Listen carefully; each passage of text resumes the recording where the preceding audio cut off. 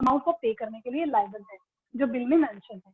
तो ही accept to पे the amount by writing the word accepted, इसको ही वहां पर एक्सेप्टेड करके अपने साइन करने हैं, क्योंकि ये पर्सन लायबल है, ठीक है। तो अ bill is called a draft before it is accepted, जब तक ये इसको एक्सेप्ट नहीं करेगा तब तक वो एक बिल जो है वो बिल ना होके ड्राफ्ट है, ओके। थर्ड इसमें जो पार्टी है दैट इज द पेड।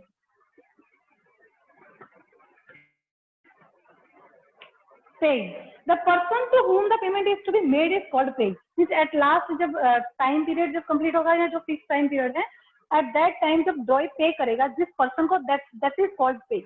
अब पेड ड्रॉअर भी हो सकता है, बिकॉज अगर बिल लास्ट टाइम तक ड्रॉअर अपने पास ही रखता है तो then drawer will be paid, तो ड्रॉअर ही पे हो जाएगा।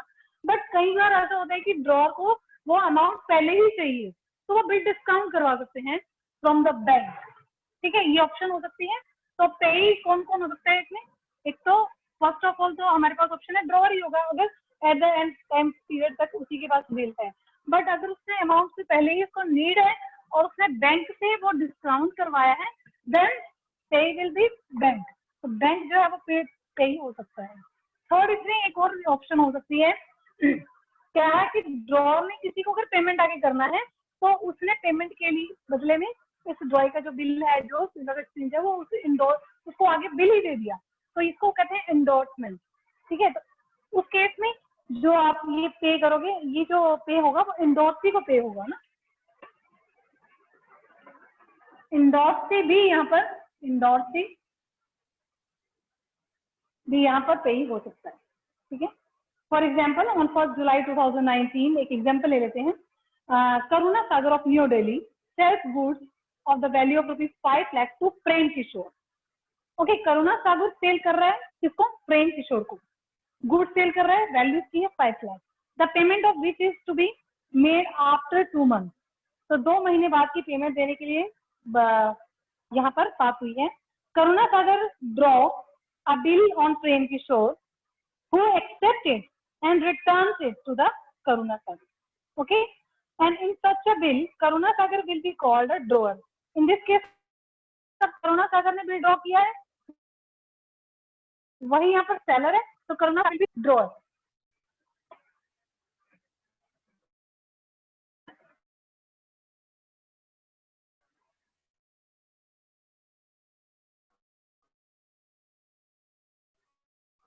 प्रेम सागर इज ड्रॉइंग,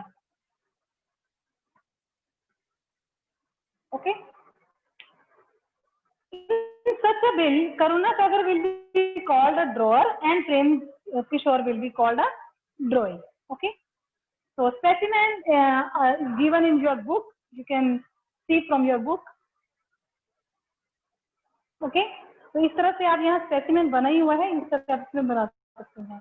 अगर suppose Karuna Sagar is drawer as well as payee, क्योंकि अगर ये लास्ट तक इसी के पास बिल रहता है तो Karuna Sagar also will be payee, मतलब ये ड्रॉअर तो है ही है एज वेल एज ही विल बी पे। तो ये यहाँ पर अगर ये बिल अपने पास ही रखता है तो ठीक है। ये suppose Karuna Sagar endorse this bill to the किसी भी पर्सन, सपोज उमा शंकर को इसने ये बिल दे दिया, इंडोर्स कर दिया, एट दैट टाइम जो पे विल बी इंडोर्सी, इंडोर्सी कौन है, उमा, ठीक है, उमा शंकर, तो देन पे will be Uma Shankar, okay. इस केस में पे जो है वो डिफरेंट हो सकता है। Topic is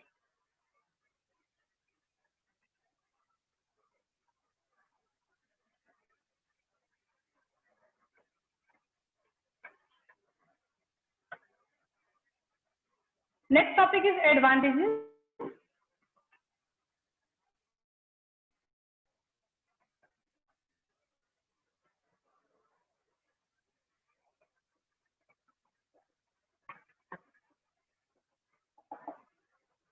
First advantage is helpful in the purchase and sale of goods on credit.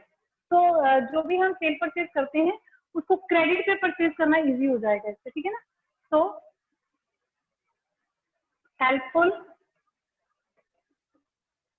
In sale and purchase on credit. So bill of exchange serves as a written evidence of that, ये proof भी है, ठीक है, that the purchaser of goods or the amount written in it. So as such the goods can be sold on credit without difficulty.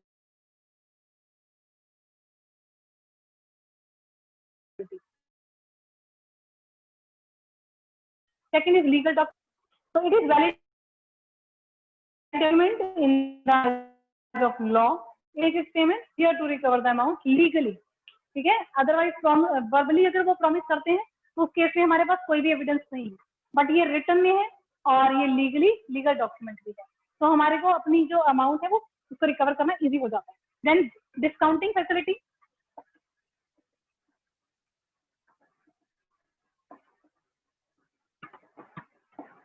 Discounting facility means the holder of the bill need not wait till the due date. अगर मान लो कि drawer को अभी need है ना पैसे की, तो उसको जरूरत नहीं है कि वो 2 महीने या 4 महीने तक की वेट करेगा, और अगर उसको आज ही नीड है तो वो क्या कर सकता है, he can discount means the bill to receive its payment as he can easily turn it into cash. वो जल्दी से इसको कैश में कन्वर्ट कर सकता है by discounting it from the bank. Bank से इसको डिस्काउंट करवा सकते हैं बिफोर इट्स ड्यू डेट, इसके ड्यू डेट से पहले उसको बैंक से डिस्काउंट करवा सकते हैं. ओके, एट दैट टाइम जो बैंक है, बैंक विल बी पे. अब जो पेमेंट है वो बैंक को मिलेगी, तो पे कौन हो जाएगा, फिर बैंक हो जाएगा. Next point is endorsement possible.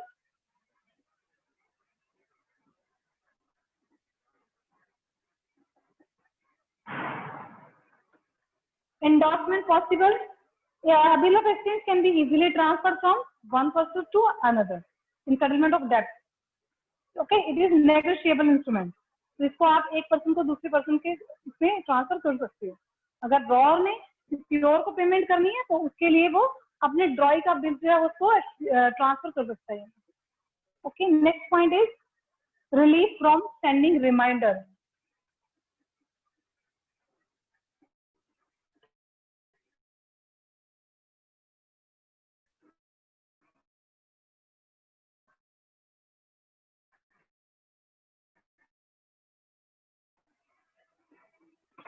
Bill जब आपको बार बार उनको रिमाइंड कराना पड़ता है तो यहाँ से आपको रिलीफ मिल जाता है, बिकॉज डेट जो है वो कंफर्म्ड है, तो आपको सेम डेट पे ही वहां पर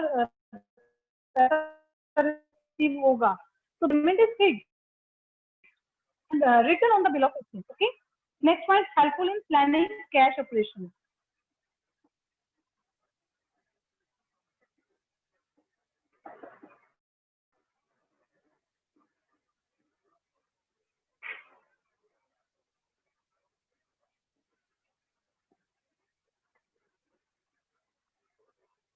So the seller knows the time when he would receive the money. उसको पता है कि कब पैसा रिसीव होगा, तो he can plan his cash operations. जिसको अपने कैश को कैसे ऑपरेट करना है, कहाँ पर एडजस्ट करना है, he can plan operations accordingly. मतलब उसके अकॉर्डिंगली वो उसको प्लान कर सकता है.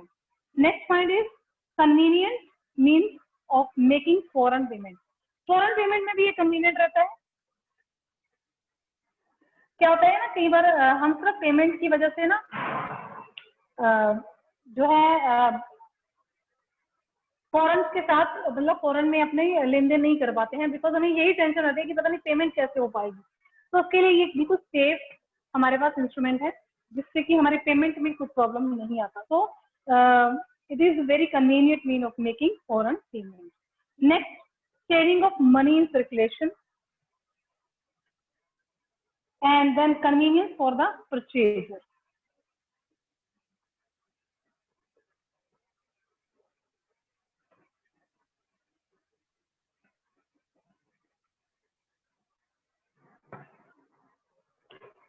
By accepting a bill, a purchaser gets time. उसको मिल जाता है time to make the payment. So as such, he can purchase more goods and increase his business. ठीक है, अब उसको time period मिल जाता है. He cannot be called upon to make the payment at the date earlier than the what. जैसे एक date आपको उसकी फिक्स हो जाती है तो उससे पहले अब उसको पेमेंट नहीं करनी, तो उसको पता है कि तब तक का टाइम उसको इजीली मिला हुआ है, तो वो भी आराम से उस टाइमिंग को कन्वीनियंटली उसको उस टाइम को यूटिलाइज कर लेता है. ठीक है, अपने बिजनेसेस में उसको प्रॉपरली वो पैसा यूज कर सकता है तब तक के लिए, जब तक उसको पेमेंट नहीं करना है. So due to these advantages, bill of exchange have become extremely popular device for the grant of the credit in the business. तो आजकल के टाइम में ये बहुत ही पॉपुलर है. तो अब bill of exchange closely resembles another document. एक और डॉक्यूमेंट आता है, इसको रिजेंबल करता है, that is a promissory note. तो काफी लोग इसमें ना थोड़े से कंफ्यूज भी हो जाते हैं, उनको लगता है कि शायद bill of exchange and promissory notes are same, but both are different. तो क्या डिफरेंस है ये मैं आपको बताती हूँ. नेक्स्ट टॉपिक हमारा जो आ रहा है that is a promissory note.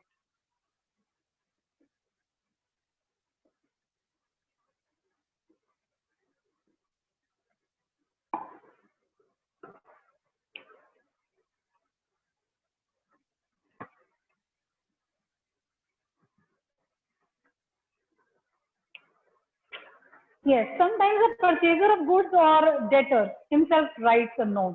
अभी ये देखो इस केस में क्या था, बिल ऑफ एक्सचेंज में ड्रॉर जो है ड्रॉर ने राइट किया था, ठीक है, और ड्रॉई ने एक्सेप्ट किया. But in case of promissory note यहाँ क्या है कि परचेजर ऑफ गुड्स यानी कि डेटर जो है हिमसेल्फ राइट्स अ नोट. वो खुद इसमें ये नोट जो है वो राइट करता है. कौन? जिसको हम ड्रॉई बोल रहे हैं, वो पर्सन इसमें यहाँ पर नोट जो है वो राइट करता है. And sign it and give it to the seller. ये नोट वो लिख के साइन करके किसको दे देता है? सेलर को देता है.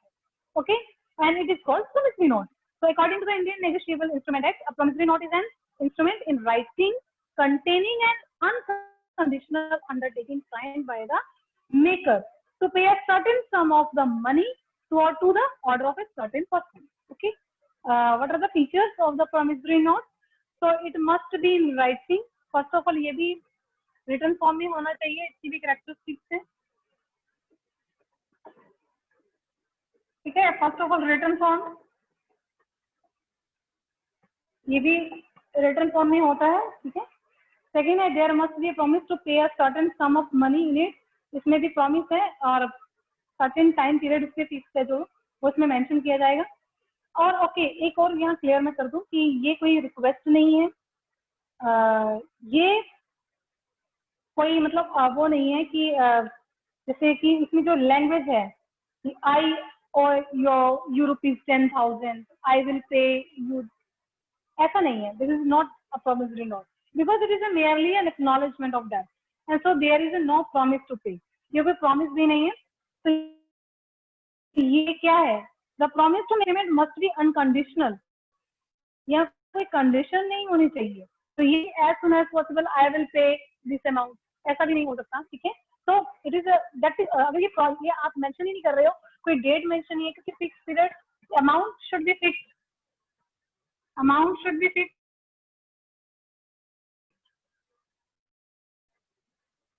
Time period should. ठीक है. तो ये सब चीजें इसमें होनी चाहिए. ऐसा नहीं है कि आपकी अपनी मर्जी है कि as soon as possible I will pay, या फिर I promise I will pay this amount as soon as possible. इस तरह से हम लैंग्वेज यूज नहीं करने, बिकॉज हमें यहाँ पर definite amount and definite time period हमें यहाँ पर मेंशन करना है. तो it must be sign by the maker. जो भी इसे बना रहा है तो साइन होना चाहिए. साइन बाय मेकर, यानी कि मेकर कौन है यहाँ पर? मैंने आपको बताया ये जो पर्सन खुद एक्सेप्टर है, यानी कि जो हमारा ड्रॉई था वही यहाँ पर ये प्रॉमिसरी नोट लिख रहा है. ठीक है. तो it must be sign by the maker और promiser. The name of the pay must be mention in it. जिसको आपने पे करना है उसका नेम भी यहाँ पर मेंशन होना चाहिए. मिस प्रॉमिसरी नोट में जिसको पे करना है उसका नेम मेंशन करना है. So the name of the promissory note cannot be made payable to bearer. It must be stamped according to its value. Okay. So इसकी भी specimen given in your book, so you can see from your book. Next parties इसमें जो इसमें role play करती हैं, इसके अंदर जो पार्टीज रोल प्ले कर रही हैं, मेकर. Who is maker? यहाँ पर जो पर्सन राइट कर रहा है ये वाला note, promissory note, he is the person who writes the promissory note and sign it. Okay. तो ये प्रॉमिसरी नोट जो इसको बना रहा है इट इज कॉल्ड मेकर. अगर मैं इस एग्जाम्पल की बात करूँ जो हमने यहाँ पर अभी लिया था बिल ऑफ एक्सचेंज में, तो यहाँ कौन कौन पर्सन थे? करुणा और प्रेम है ना. क्या नाम था उनका? करुणा सागर ड्रॉर था और प्रेम किशोर जो है वो ड्रॉई था. अगर प्रेम किशोर यहाँ करुणा सागर ने बिल ऑफ एक्सचेंज ड्रॉ किया तो ड्रॉर जो था वो उसने यहाँ पर राइट किया था and acceptor call Prem Sagar, but in promissory note Prem Sagar will write. Okay, अब यहाँ जो प्रेम सागर है वो यहाँ पर लिखेगा ये बिल को, क्योंकि ये प्रॉमिसरी नोट है, तो इसको कौन लिखेगा? प्रेम सागर। ओके, तो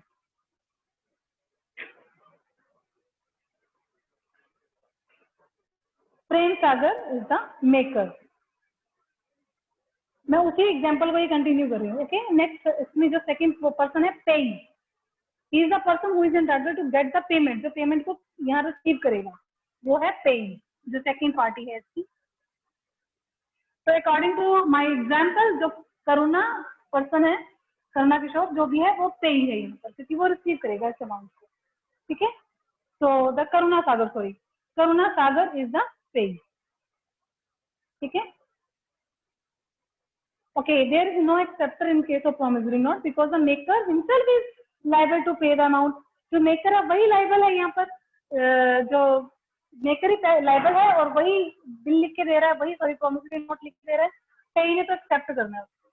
ठीक है, तो यहाँ एक्सेप्टर की जरूरत नहीं है। यहाँ एक्सेप्ट मीन्स यहाँ अमाउंट एक्सेप्ट करना है, अमाउंट रिसीव करना है, तो बिल को एक्सेप्ट करने के लिए यहाँ पर किसी पर्सन की नीड नहीं है। Okay, so next topic is the what is the difference between the bill of exchange and the promissory note।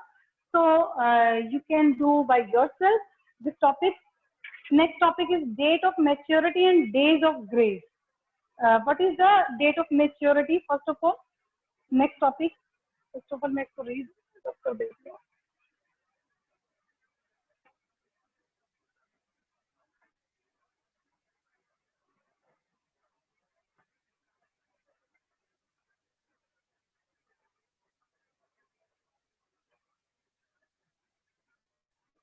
date of maturity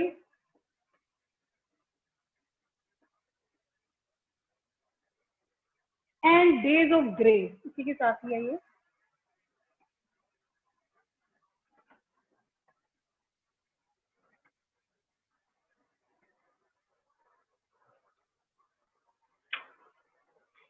so the date on which the payment of the bill becomes due to call the due date। जिस date पे जो payment देनी है ना, payment of the bill becomes due, जिस पे भी वो ड्यू हुई है that is called due date, और डेट ऑफ मेच्योरिटी जिसकी कोई बोले थे, जो ड्यू डेट है आपकी, जिस पे भी इनको डेट, जिस डेट पे भी ये पेमेंट करेंगे। तो in other words the date on which the duration of the bill comes to an end is called the due date. जिस दिन ये बिल का आखिरी डे होगा ना, जो वो टाइम पीरियड कंप्लीट होने के बाद, that date is called due date or date of maturity। So while calculating due date of the bill, it is compulsory to add 3 days to the period of the bill। Okay, यहाँ पर 3 days हमें उसमें add करने हैं, तो भी due date आपको दी गई है प्लस 3 days हो जाएंगे, वो आपके डेज ऑफ ग्रेस है, प्लस 3 days। ओके, तो these 3 days are called days of grace। For example, if a bill is drawn on 1st July 2016, अगर मान लीजिए 1st जुलाई 2016 में हमने बिल ड्रॉ किया है, okay, just for 2 months, for 2 months। ठीक है, तो इसमें मैच्योरिटी डेट विल बी, अब देखो इसकी मैच्योरिटी डेट कैसे आप निकालोगे, 1st जुलाई टू 1st अगस्त, 1 महीना बनेगा, 1st अगस्त टू 1st सितंबर। ठीक है, ये 2 months हो गए। लेकिन इसमें अब आप 1st सितंबर में क्या करेंगे, प्लस करेंगे 3 days, that is the days of grace. हम 3 days इसमें ऐड करके ड्यू डेट इसके निकालेंगे, तो 1st सितंबर, 1st, 2nd, 3rd, 4th। Now date will be 4th सितंबर। ओके, जो 4th सितंबर डेट आ जाएगी, तो the its maturity date will be 4th सितंबर 2016। ठीक है, इस तरह से आपको ये कैलकुलेट करनी है। तो फॉलोइंग कुछ पॉइंट्स है हमारे पास, are very significant. First of all, if a bill falls due in those months in which there is no corresponding day, for example जैसे कि 29 फरवरी नहीं होता, 30 फरवरी नहीं होता, कहीं कुछ एक मंथ में 31 डेट नहीं होती है, तो that date will not be maturity date, ये मेंशन करना है, ये आपको क्लियर होना चाहिए कि जिन मंथ में वो पर्टिकुलर डेट है ही नहीं, सपोज 2 मंथ के लिए आ रहा है और बीच में फरवरी आ रहा है, तो फरवरी अंडरस्टूड है कि 28 डेज है, या फिर लीप ईयर है तो 29 डेज है, तो उसके अकॉर्डिंगली आपने इसको काउंट करना है, ठीक है। और अगर जैसे कुछ सम मंथ ऐसा है जिनमें ओनली 30 डेज है, तो 31st date is not there, then आप उसको उसके अकॉर्डिंगली काउंट करेंगे, ठीक है। तो maturity date will be the last date of the such month. जो भी लास्ट डेट बनती है ना उसकी, चाहे 28 है, चाहे 29 है, चाहे 30 है, चाहे 31st है, तो जो भी डेट उसकी लास्ट डेट होगी ना, तो it maturity date will be the last date of the such month. Okay, for example if bill was drawn on 30th January 2017 for 1 month. अगर मैं एक और एग्जाम्पल ले लेते हैं,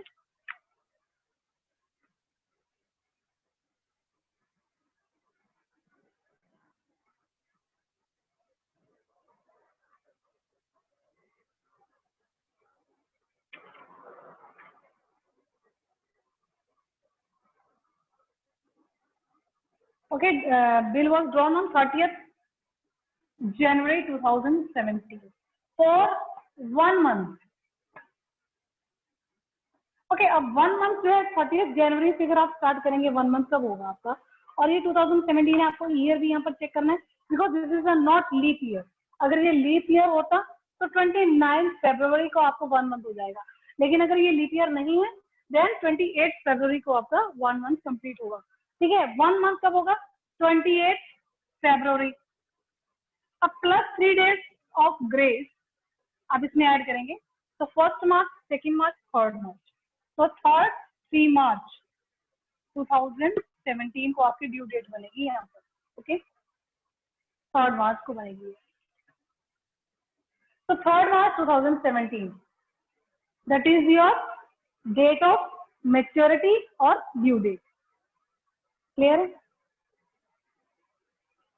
क्योंकि 30th जनवरी को अगर ये मान लीजिए राइट किया गया है, ड्रॉ किया गया है, बट 30th फरवरी तो होता ही नहीं है ना, तो डेट जो डेट है नहीं ना उसको हमें काउंट भी नहीं करना, हमें हमारा 28 फरवरी लास्ट डे है ऑफ दिस मंथ, तो हम 28 फरवरी को ही यहाँ पर लेंगे, तो प्लस उसमें 3 डेट किए हैं, तो 3 मार्च 2017 will be due date, okay. Next illustration, first illustration number first, calculate the due date of the bill और इन द फॉलोइंग केसेस। तो जिस तरह से मैंने आपको यहाँ पर मैं ये सिखा दिया है, इसी तरह से आपने ये डेट कैलकुलेट करनी है। तो डेट ऑफ बिल आपके पास गिवन है, टाइम पीरियड गिवन है, तो you will calculate the due date, due date आपको यहाँ पर कैलकुलेट करनी है, ठीक है। फर्स्ट ऑफ ऑल, फर्स्ट आपका क्वेश्चन है इसमें 1 जनवरी 2017।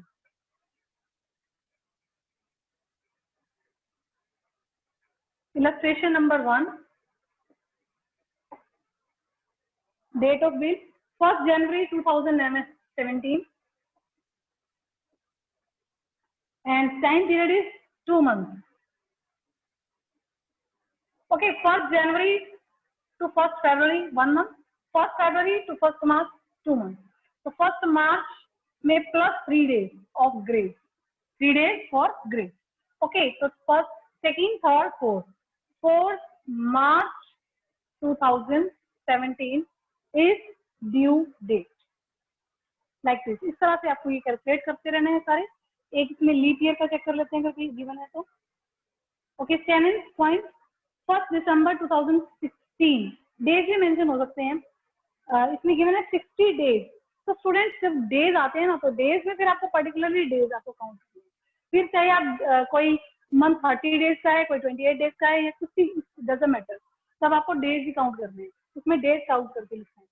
अगर आपके पास 1 दिसंबर 2016 है, ओके। नेक्स्ट आपका जो ये फर्स्ट पॉइंट था, 7th पॉइंट कर रहे हैं। तो question is 1 December 2016, time period given है 60 डेज, ओके। 60 डेज को आपको काउंट करना है। तो 1 दिसंबर टू 31 दिसंबर, ये आपका कितने डेज बनेंगे,